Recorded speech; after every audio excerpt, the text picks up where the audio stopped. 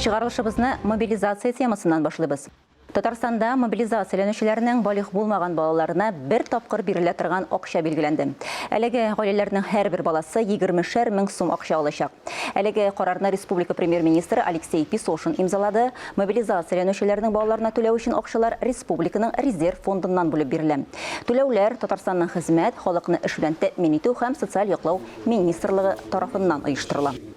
Ә инде Чаллы шәһәреннән өлешчә мобилизациягә чакырылган хәрбиләр туганнары белән очрашты.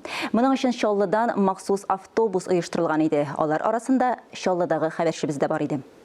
Особенно любит он конфеты. Сказал, мама, привези килограмм конфет.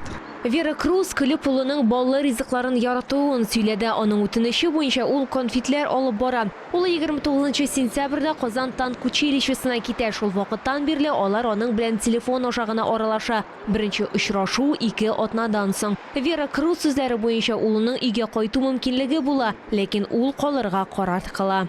У нас там в Луганске у меня... Минем туганым Луганскида яши. Аңа шалтыратып, улым сезне сакларга бара дип хәбәр итте.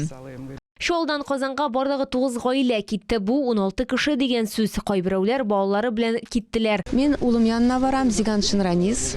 Ул армиядан кайттыгына әле 20 яшь тулып кына килде. Менә хәзер үзе үстеләге белән китте.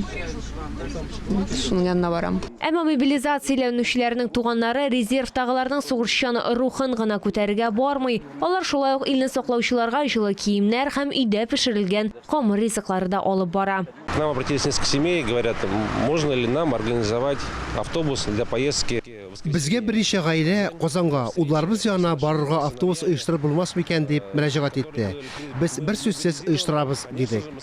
Һәм Үзәк районында яшәүчеләрнең барлык туганнарына шалтыраталар, 20 гаилә үзләре мустакыйль барырга була. Кайбер предприятиеләр шулай ук өлешчә мобилизация кысаларында чакырылган хәрбиләрнең гаиләләре өчен автобус бирде.